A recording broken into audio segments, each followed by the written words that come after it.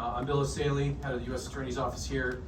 Today, this morning, as part of our human trafficking task force with Homeland Security Investigations, IRS, and LAPD, we are announcing the arrest of 10 defendants who have either been indicted by a federal grand jury for trafficking or benefiting from sex trafficking of individuals in the Figueroa Corridor. 7 of the defendants are related to our prior operation, Broken Blade, targeting the Hoover Street Gang. 2 of the defendants have been charged separately for sex trafficking, Kylan Young from the East Coast Crips and Dejon Williams from the Neighborhood Crips. Young trafficked a 15-year-old victim through violence. Williams trafficked a 16 and 17-year-old victims as well as an adult through violence. A 10th individual, Kenny Ray Mann, also a sex trafficker who was trafficking 16 and 17-year-old girls, has been indicted, and he whipped, raped, and punched one of the victims in the case. Over the last 11 months, my office has charged 25 sex traffickers with human trafficking violations, carrying 10 to 15-year mandatory minimum prison sentences. That's more than the preceding 5 years combined. Operation Broken Blade is the first gang RICO case for human trafficking brought in the history of the Central District of California. The indictment is extremely lengthy and it details out horrific facts of the case. There's tons of photos and images that are being displayed here on the TV. That's from the indictment. The indictment charges 18 defendants in 65 counts. 17 defendants are charged in a RICO conspiracy. 3 of those defendants, Armstead, Mountain, and Melendez, sex trafficked children as young as 14 years old. High school freshmen too young to drive, but who were forced into cars with strange men to have sex for money. That's the type of defendants we're dealing with today. These defendants recruited runaways, girls from foster care systems, and other vulnerable victims who turned to social media for affection, but these defendants ended up grooming them, recruiting them, and exploiting them. The first superseding indictment identifies 51 victims, children and young women who are physically and psychologically abused in an exploitation cycle for profit. Just this morning, we identified 5 additional victims as part of this operation, just this morning.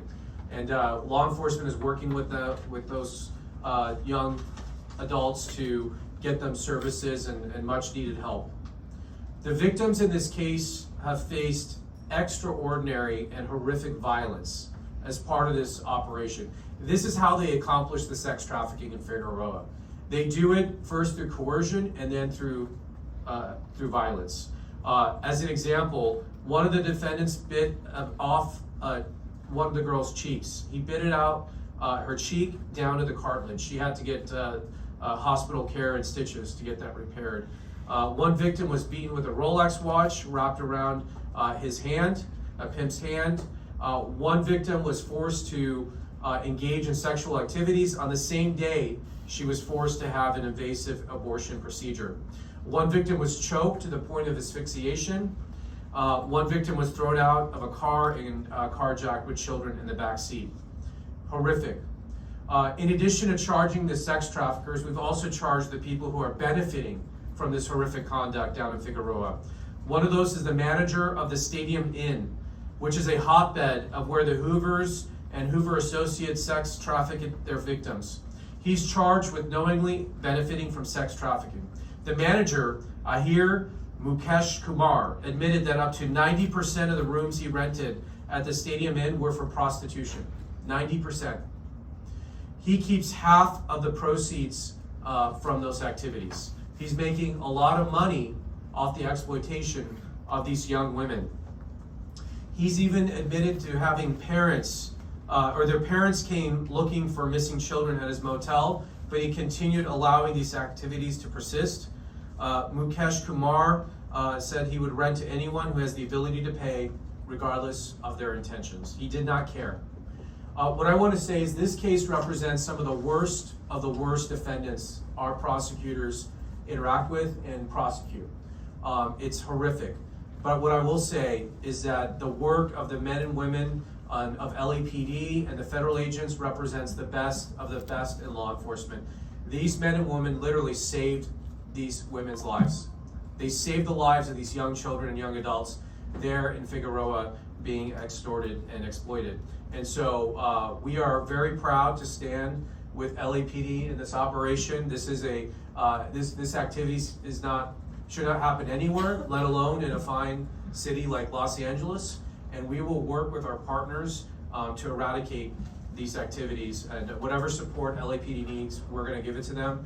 The best support we can give them is locking up these defendants for a very long time so they can never do this again in the near future. So with that, let me introduce the head of HSI for Los Angeles, Eddy Wang, to say a few comments. Thank you, Bill. Good morning. My name is Eddy Wang, and I'm the Special Agent in charge for Homeland Security Investigations here in Los Angeles and for the state of Nevada. I want to first start out by thanking you, the members of the media attending today. By shining a spotlight on sex trafficking, you are letting the communities that we serve know that HSI, the LAPD, IRS, CI, U.S. Attorney's Office, and our law enforcement partners are fully committed to eradicating this scourge in Los Angeles. And more importantly, you are letting the victims know that we are here to help them. Last August, my office partnered with the LAPD and the U.S. Attorney's Office and the IRS criminal investigations to charge 11 members of a criminal street gang in a sweeping sex trafficking RICO indictment targeting the Figueroa Corridor. This is the first ever, as mentioned by Mr. Essayli, in the Central District of California. But there was more work to be done. Today's enforcement actions and arrests are a continuation of our commitment to the trafficking victims and the residents of the city of Los Angeles, that we stand united in this fight. The 10 suspects arrested today are alleged to have trafficked 51 known victims and an untold number of other victims for the purposes of financial gain. They are alleged to have used violence and physical assaults to exert their influence over their victims. Most of the individuals arrested today are career criminals with arrests for robbery, kidnapping, firearms offenses, burglary, and pimping. But not only did our team target the traffickers, we also arrested a facilitator that allegedly willfully allowed this egregious activity to occur and profited from it. Today's arrestees will face federal racketeering charges involving sex trafficking, money laundering, firearms offenses, and narcotics trafficking offenses. And some of these charges carry life sentences if convicted. Additionally, we contacted at least 5 victims that we offered services to. While today represents another win for the good guys, the victims, and the city of Los Angeles, there is still more work to do. I want to thank the dedicated special agents, detectives, and officers from HSI Los Angeles, the LAPD, IRS-CI, that spent countless hours putting this investigation together. Thank you to our partner agencies, the U.S. Marshal Service, FBI, and the Los Angeles County Sheriff's Department, the victim advocates, and NGOs for your continued support of our efforts. And thank you to the U.S. Attorney's Office, especially to AUSA's Chelsea Norell, Mirelle Raza, and most recently, Rahul Hari. Your unwavering dedication is the driving force behind these enforcement actions. Now, this investigation is an example of the power of collaboration, which is the mission of the Homeland Security Task Force. The HSTF is a whole-of-government approach to utilize all available assets to combat the Homeland's most prevalent crime problems. As I said earlier, there is more work to be done. We are only at the starting line, and we will not tire, we will not falter, and we will not fail, because no human should be for sale, not in Los Angeles and not anywhere in the world. To the traffickers, I say your days are numbered and accountability is coming. And to the victims, we will never stop fighting for you. And with that, I'd like to introduce the Chief of Police for the Los Angeles Police Department, Jim McDonnell. Well, thank you very much, and thank you, as always, to the media who are here with us today to be able to help tell this story. Your presence matters because without you, this message cannot reach the people that we're sworn to protect. I'm joined here today from the LAPD by Assistant Chief Amada Tingrides, Deputy Chief of South Bureau Mark Reyna, and Sergeant Steve McLean, who runs the South Bureau Task Force that has been very effective in our work in dealing with trafficking. This morning, as you heard, we arrested 10 of 10 we were looking for who were federally indicted. In addition, we had a task force, we call it a 290 task force for sex registrants. 4 people were out of compliance out of 18 locations that were hit. They were searched, and 4 were arrested for not maintaining compliance. I made a promise to the residents and community, to the people of Los Angeles, the LAPD would remain here until the Figueroa Corridor was restored to the safe, clean, and vibrant neighborhood that it should be. I also want to thank First Assistant United States Attorney Bill Essayli and our partners at Homeland Security Investigations and the Internal Revenue Service. Today's announcement is the result of a true partnership, and these results would not have been possible without their commitment. Our presence here is not a sign of defeat, but of progress. We promised results. Today, we're here to show them. Last August, we launched Phase 1 of Operation Broken Blade, a coordinated effort marking the first major takedown of a large-scale sex trafficking enterprise operating along South Los Angeles' Figueroa Corridor. During the operation, 6 members and associates of the Hoover criminal gang were arrested, resulting in a 31-count federal indictment charging 11 defendants with racketeering, conspiracy, sex trafficking of children and adults by force, fraud or coercion, narcotics, firearms offenses, and other serious crimes. At that time, we sent a message to everyone operating in this area. The LAPD and our partners are back. And this morning, we delivered the message again. Operation South Bureau Human Trafficking Task Force, working alongside our federal partners, has continued to fight this every day since last summer. We'll continue with a relentless enforcement, close coordination, and for our officers and investigators who refuse to surrender this community to criminals. But this mission has never been about statistics. It's about rescuing people. This year alone, 75 juveniles and 22 adults have been removed from exploitation. This year, each of those numbers represents a human being, a daughter, a sister, someone's child. Our mission also includes holding those who profit from human suffering accountable. This means traffickers, pimps. It means business owners who knowingly allow these horrific activities on their properties. It also means buyers. When individuals solicit sex, they fuel the market that enables the exploitation to continue. We will continue to use every lawful tool available to expose them and reduce the demand that drive these crimes. We're relentless because people we are fighting are relentless. They target vulnerability. They recruit via social media. They lure young children with promises of money, expensive clothes, affection, and a place to sleep. Then they trap them through violence, intimidation, addiction, and fear. Many of these young people come from broken homes. Some have parents battling addiction. Some have no one left to protect them. So know this, the LAPD and our partners will stand beside you. To every trafficker, to every pimp, to every criminal who profits from and abuses another human being, our officers will continue to find you. Our investigators will continue building cases against you, and together with our federal partners, we will continue dismantling the criminal operations that make this possible. To the victims, we owe it to the hardworking families in this neighborhood to keep these streets safe so that their children can walk to school without witnessing sexual activity in broad daylight. This means we will continue to enforce the law. But to the women trapped in this life, whether by coercion, manipulation, addiction, or circumstances beyond your control, please understand. We see you. You will not be defined by your circumstances. We're here to help you. Our goal is not merely incarceration. Our goal is freedom.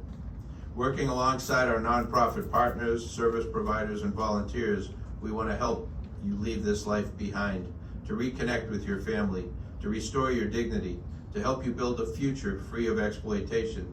Bottom line, that's why we're here. We have the full support in the city of Mayor Karen Bass, and we're moving forward aggressively to be able to continue our activities there. By working hand in hand with our federal partners, we're doing far more than making arrests. We're dismantling the infrastructure that enables human trafficking to thrive.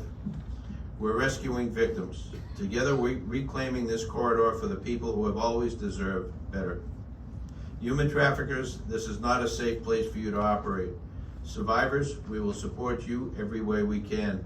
And to the community, thank you for your patience. Please continue to report all concerns to our officers in the field. Thank you again to our partners here with me today who share this message, and to you, the media, for helping us tell our story. The LAPD will continue working to keep the Figueroa Corridor and all Angelenos safe. It's now my honor to introduce our partner from the Internal Revenue Service, the Special Agent in charge of criminal investigation, Darren Lian. Thank you.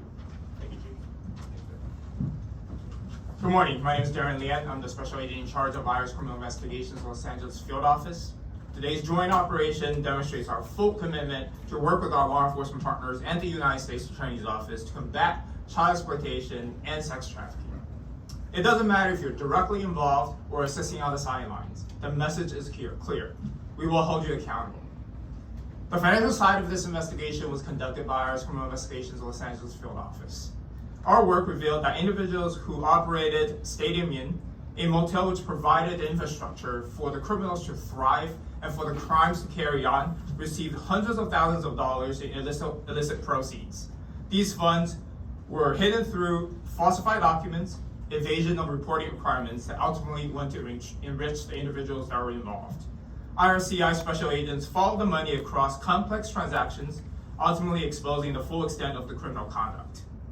I would like to thank our law enforcement partners here from HSI and LAPD, as well as the U.S. Attorney's Office, for their unwavering support and for their partnership. Again, let all of us be very clear on the message. If you seek to profit from crime, we will come after you. Thank you. On this poster board here, you can see all the defendants who have been arrested and charged as part of this human trafficking operation in Figueroa Corridor. There's 25 defendants total. Those down here have been previously charged in our prior charging instruments. The ones on top are the defendants we're announcing this morning. So you can see this is a continuation, and it will continue. We will continue to add to this list. If other people think they're gonna go there and pick up where they left off, then we're gonna be seeing them shortly here in a few months in our custody. And the message we wanna get out is, I don't care if you're directly trafficking or if you're benefiting, we're gonna charge you federally. This motel owner, I mean, it's unconscionable that he knows what's happening at his establishment and he continues to allow it and most horrifically benefit and profit for it. So anybody who assists a sex trafficker, you're on notice. You will be charged federally. Don't do it. So with that, we'll take a few questions if you have any. Yes, ma'am. Can you break down again the numbers? So the bottom row of 11 is all people, that's from August, from part 1, is that correct? Yes. And then the top 10 are today. Correct. Can you break down again the number of victims, the numbers of arrests, and the numbers in the indictments? There was a few different things around. I just want to make sure we have it all right. So 11 previously charged. Okay. And then 10 we're charging today. 3 others, right? 310. Okay. 7 defendants are related to the Broken Blade. Out of the 10, 7 are related to the prior Broken Blade indictment, which is the Hoover Street gang. 3 have been charged separately in separate charging instruments for sex trafficking. So there's multiple charging instruments. We'll get them all to you. But the takeaway today is 10 new defendants were arrested and are being charged for engaging or benefiting from sex trafficking in Figueroa. So 10. Today's number is 10. And then with that 10, I know that when we were there at the end, they said it was the on-site manager who lived there and then the 2 owners. So are those 3 more people on top of the 10? I don't think we have charged the owners yet. We have not charged the owners yet. Oh. So, Okay, but right now, today, the person being charged is the on-site manager who was there, who had knowledge of what was happening at the motel. And based on the evidence we learned from today's search warrants and today's interviews, we will consider additional charges for other potential targets. Yes, sir. For Chief McDonnell, we've heard that because of this, there's been hotspots in other neighborhoods, primarily Koreatown and Western. Can you speak to that and how you guys are kind of dealing with that? Sure, no, thank you for the question. The question was, it was a displacement as a result of this. I drove down Figueroa last week and there were considerably fewer people out there on the street engaged in this activity. So we have seen some displacement to other parts of the city. We're not closing an eye to that. We're taking our resources and putting where the problem is. And so we continue to focus, gather intel as to where people are operating, where they have moved to, and we'll address them where they are, no matter where that is in the city. Thank you. Mr. Joe. So you had a couple weeks ago Operation Free MacArthur Park. You have this one going on. Can you talk about how the feds are getting involved with LAPD and any sort of operations? Yeah, I mean, well, despite what you hear in the media, we work very well with our local partners. We often work in a lot of operations with LAPD, and we really need them for a lot of our operations. So, with the exception, I would say, of immigration enforcement, which, you know, we understand their position on that. Every other area we work hand in hand, and so what we do is we offer tools that they don't have. So we have resources, we have personnel, we have techniques and technology that's not always available to the locals, and most importantly, we have charges that they don't have. So we're able to charge people with more serious violations than what they would normally be charged with on the state side, and also we have mandatory prison sentences, and we can lock up, again, these offenders for a long time, up to including life in prison. Following up on that, but why do you, I mean, if you weren't involved, if the feds weren't involved, would they not be in jail as long? I mean, Chief, do you want Yeah. No, they wouldn't be. They'd be doing state time. Federal time, when you get it, you do 85% of your sentence. In the state, you don't do anything close to that. And so there is a considerable disincentive to be federally convicted for the amount of time that you're going to do. You're going to be somewhere other than close to home. There's a lot of downsides to that. One of the individuals this morning, I was told, when he was arrested and was coming to the federal building and realized that this was a federal charge, literally got sick. And so you can tell the impact it has on people. How does that help you? It helps us by cleaning up the streets, not only short term but long term, and sending a very clear message that it's not just the LAPD or any other single department, it's all of us working together as partners. And like any crime or criminal enterprise, follow the money. That's where the IRS comes in, are great partners to us on that. Yeah, it's a good point, a good message. You may be thinking you're just getting arrested by the LAPD, maybe the old mindset, but just because they arrest someone doesn't mean we can't charge them. And whether it's sex trafficking or whether it's selling drugs in MacArthur Park, our prosecutors are on the sidelines and we're ready to adopt those cases and hit them with mandatory minimum prison sentences. So the word should get out. You know, if you were not afraid of the LAPD before, you should become more afraid of them now that they have our support. Yes, ma'am. I was told today that the hotel owners are also under investigation. Can we expect a phase 3 of Operation Broken Blade? And also a question from my station, did the timing of this have anything to do with the World Cup? We know we had heard a lot about human trafficking during these events. So a couple things. One is we will never stop investigating and charging these cases. Every time we do one of these operations, we get more intelligence. We get their phones. We find more victims. So we follow that evidence wherever it goes. I'm not going to speak about anyone else who may or may not be investigated or charged at this time, but I can assure you, wherever the evidence takes us, we will bring more cases. We're not done here. This is a full-time job. These prosecutors wake up every day and they think about how they can rescue more victims and charge more defendants. So more will come.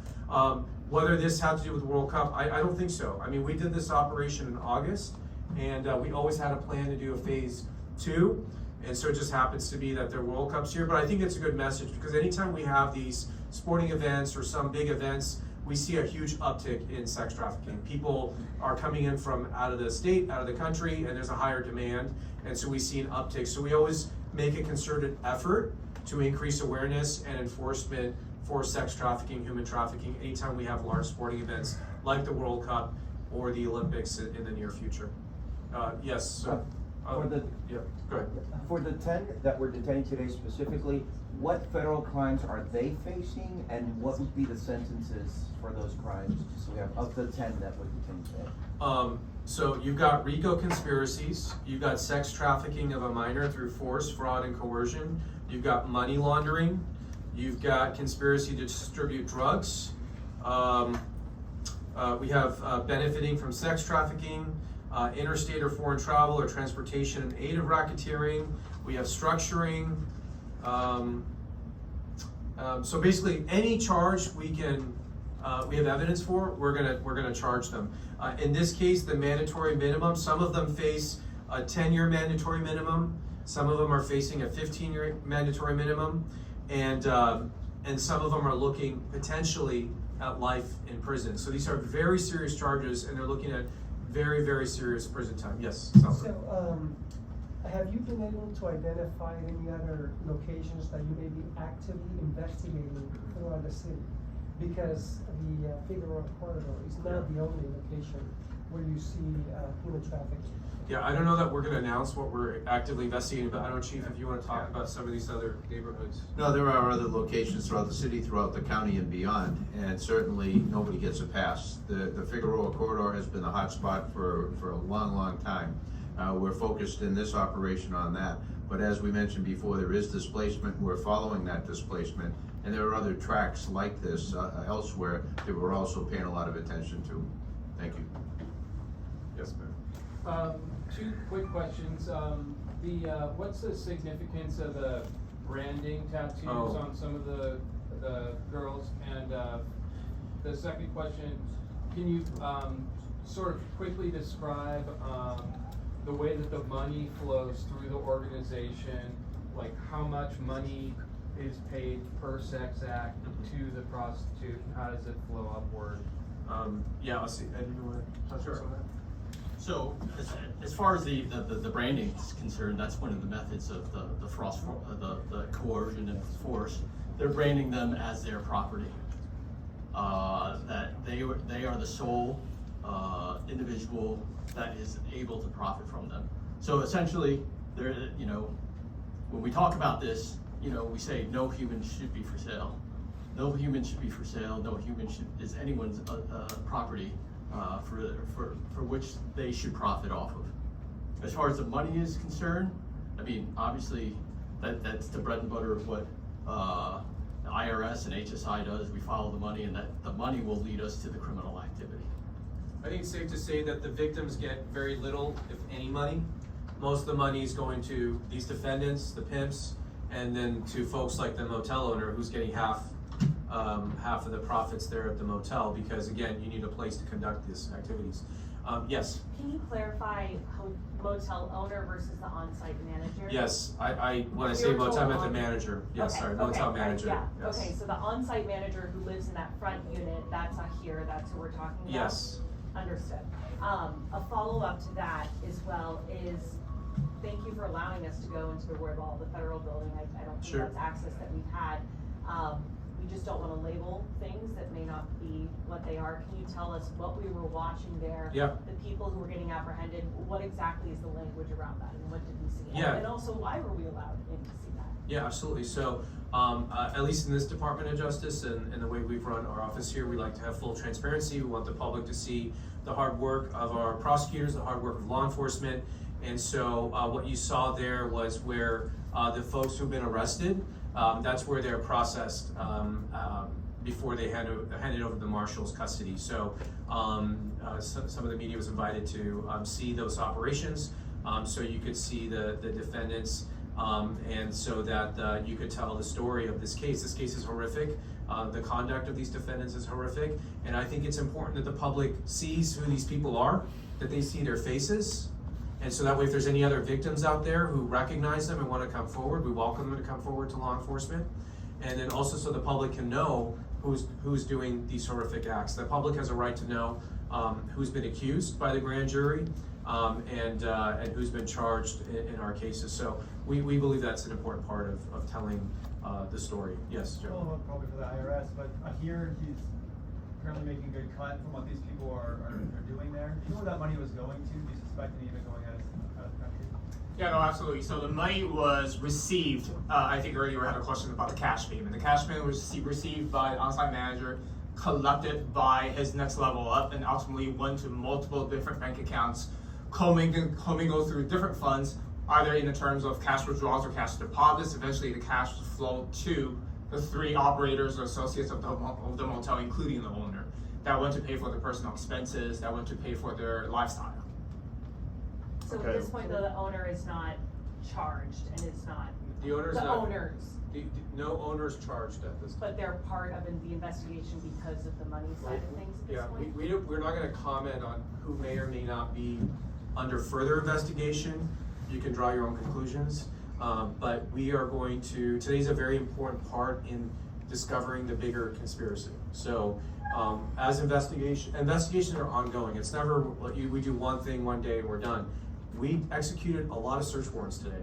We collected a lot of electronic devices. It's gonna take our agents and our prosecutors a lot of time to go through those records, but we are gonna figure out anyone and everyone who's involved in this activity, and we wanna charge them.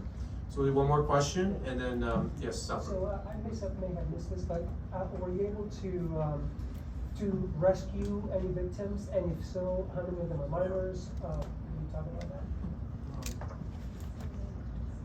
Just about private.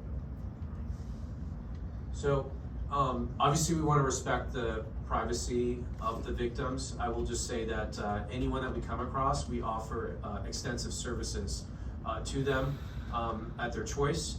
In the indictment, we've identified at least 51 victims that we're aware of. And again, this morning we discovered identified 5 more victims. Minors? Some are minors, not all, but some are minors, and again, as young as 14 years old.